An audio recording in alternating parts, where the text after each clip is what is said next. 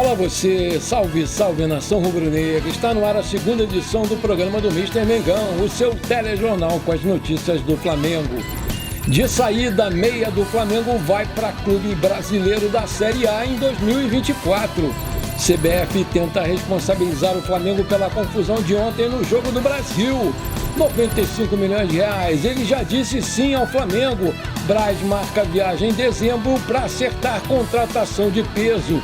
Negócio fechado, o Flamengo acerta a contratação em definitivo de volante. Essas e outras você confere agora. Fica comigo até o final, porque aqui tem muito mais Flamengo pra você. Os compromissos da data FIFA se encerraram ontem e, com isso, os jogadores que estavam à disposição das suas seleções estão retornando aos seus respectivos clubes e, dessa forma, Arrascaeta, Varela e Pulgar chegaram ao Rio de Janeiro hoje e ficam à disposição do Flamengo para o treino dessa tarde, que começou agora às 15 horas. Assim que terminou o jogo entre Uruguai e Bolívia, 3-0 Uruguai, o Arrascaeta e o Varela deixaram Montevidéu em direção ao Rio de Janeiro. A viagem durou menos de 3 horas e eles chegaram ao Rio de Janeiro na madrugada de hoje. Já o Eric Pulgar demorou um pouco mais para chegar ao Rio de Janeiro porque o volante voltou de Quito e, dessa maneira, o voo dele durou cerca de 6 horas. A chegada do camisa 5 ao Rio de Janeiro aconteceu somente na manhã de hoje. E vale lembrar que os três voltaram em jatos fretados pelo Flamengo. A expectativa é de que eles treinem normalmente com os demais companheiros e, com isso, sejam relacionados para o jogo aí contra o Red Bull Bragantino amanhã, aqui no Maracanã, às 21h30, horário de Brasília. E por falar em Bragantino, a notícia que vem lá de Bragança Paulista é que o Massa Bruta vai ter 7 desfalques. O Andrés Hurtado e o Léo Ralpes, que estavam com a seleção do Equador, que jogou ontem também, além de Matheus Gonçalves, que não pode jogar contra o Flamengo porque o Bragantino não vai pagar a multa por jogar contra o Flamengo, que é o seu clube de origem, uma vez que ele está emprestado ao Massa Bruta até dezembro de 2023. Cipriano e Luan Patrick tratam de um problema na coxa direita. Eduardo Santos se recupera de uma cirurgia no joelho, assim como Natan Camargo. Desse modo, o time paulista fecha com 7 ausências para esse jogo contra o Flamengo. Vale lembrar que o Mengão não perde como mandante no Maracanã há quase 7 meses. A última vez foi contra o Botafogo por 3-2 no dia 30 de abril. Foram 12 jogos, 7 vitórias e 5 empates, com um aproveitamento de 72,2%. Negócio fechado, o Flamengo acerta a contratação em definitivo de volante. Nos últimos anos, o Flamengo tem feito um excelente papel na base, já que contrata jogadores muito jovens no intuito de desenvolvê-los e prepará-los para os profissionais. De acordo com o portal Flabase, o mais querido, ele comprou em definitivo o volante Caio Garcia, de 19 anos, que era da Ferroviária de São Paulo e assinou um vínculo até dezembro de 2026, ficando com 70% dos direitos econômicos do menino. Caio vai jogar a Copinha de 2024 e, na sequência, a tendência é que ele dispute o Campeonato Carioca para iniciar a sua transição para os profissionais. Seja muito bem-vindo, garoto Caio!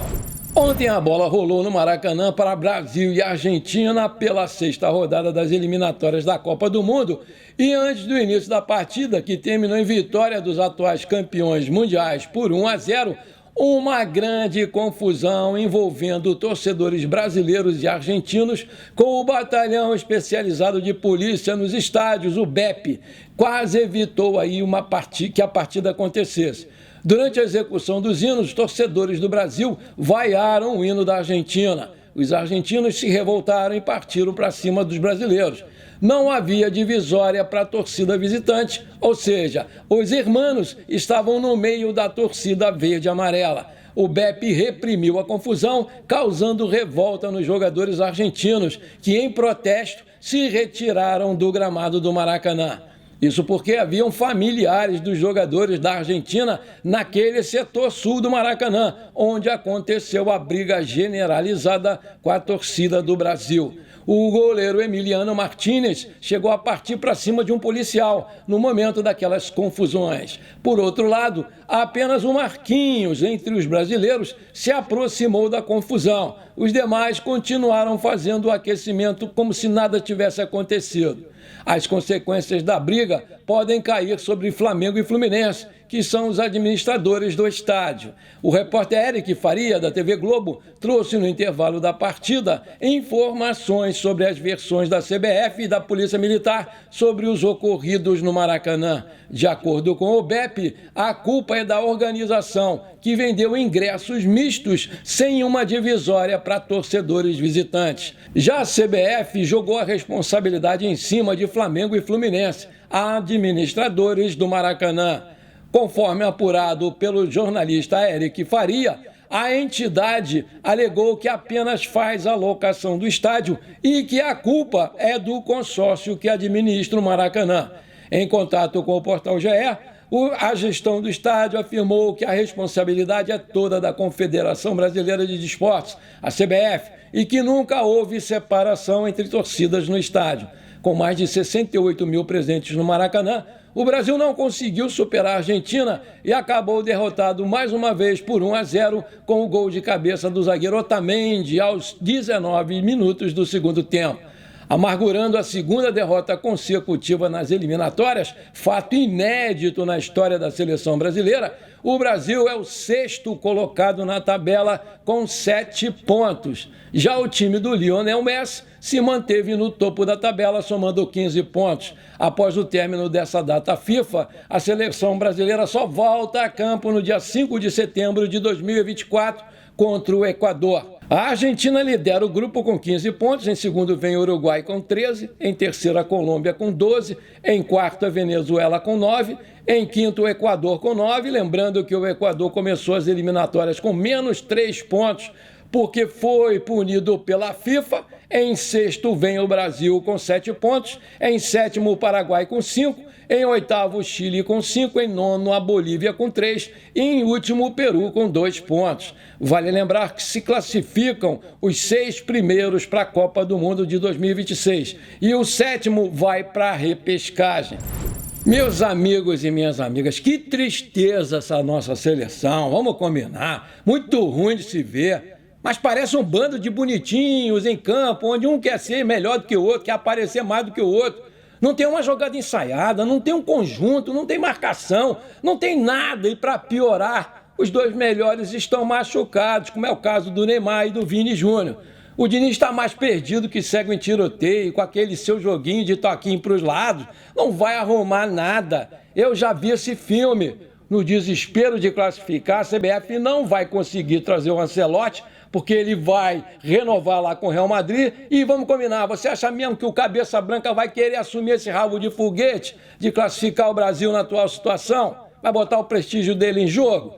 Vai sobrar para quem? Vai sobrar para o Tite. Anota aí. E quem vai se dar mal nessa história toda vamos ser nós, que vamos ficar sem técnico. Com 6 vagas, eu acredito sim que o Brasil se classifica, mas que tá uma vergonha, tá. Muita coisa para se consertar, para evitar esse vexame aí, de pela primeira vez na história não se classificar para o Mundial. Maravilha, se você está curtindo o nosso programa, então não esquece, manda brasa agora no like para fortalecer o nosso canal. E se você ainda não é inscrito, vamos lá, me dá essa moral, vou ficar muito feliz com você. Aperta o botão inscrever-se, aperta o sininho ali, pronto. Simples assim, você me ajudou demais, muito obrigado. De saída, meia do Flamengo vai para Clube Brasileiro da Série A em 2024. O Flamengo está sempre reformulando a sua base e com o fim da temporada chegando, jovens jogadores acabam não permanecendo para a temporada seguinte. Esse é o caso do meia Fabrício Lenz, que jogou no Sub-17 esse ano. Ele pertence ao Criciúma e veio para o Flamengo nesse ano por empréstimo. O mais querido chegou a comprar 20% do seu passe por R$200 mil quando ele chegou por empréstimo, mas não vai exercer a opção de compra em definitivo. Dessa forma, ele vai retornar à equipe catarinense, que é o Criciúma, né, que está de volta à Série A em 2024, inclusive com um gol lá do Felipe Viseu. Olha aí. Manchete, 95 milhões de reais. Ele já disse sim ao Flamengo. O Braz marca viagem em dezembro para acertar a contratação de peso. O vice-presidente de futebol, Marcos Braz, já tem programada a viagem à Europa para fechar com o nome não falado nos últimos dias na imprensa. Faltando 5 jogos para o encerramento do Campeonato Brasileiro, o Tite tem a obrigação de levar o Flamengo para a fase de grupos da Libertadores e, para isso, precisa ficar entre os 4 primeiros colocados. Só que nos bastidores, o treinador já alinha com o Braz e com o Landim possíveis reforços para 2024. As tratativas por Nicolás de la Cruz, do River Plate, já começaram e as notícias são boas, dão conta de que o uruguaio vem mesmo e já até está procurando casa para morar aqui no Rio de Janeiro e escola para os seus filhos, o que animou demais a nação rubro-negra, apesar dessa boataria toda aí. Na última terça-feira, o GE apurou que o zagueiro Léo Ortiz, do Red Bull Bragantino, interessa a comissão técnica do Flamengo, que já pensa numa investida no jogador de 27 anos.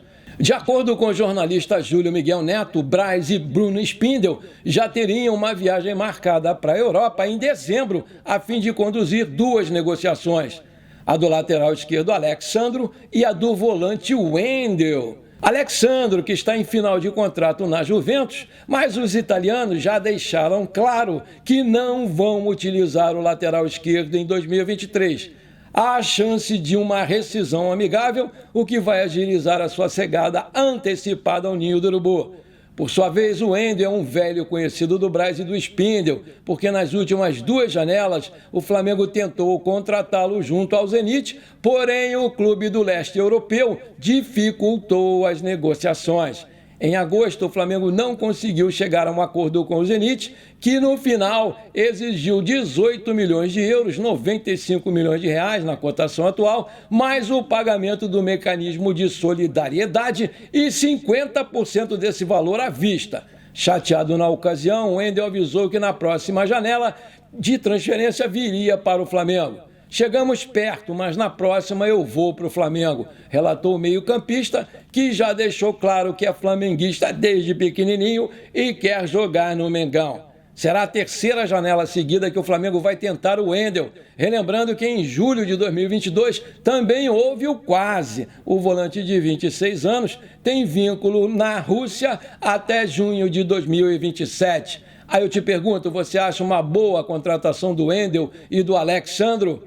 Coloca aí!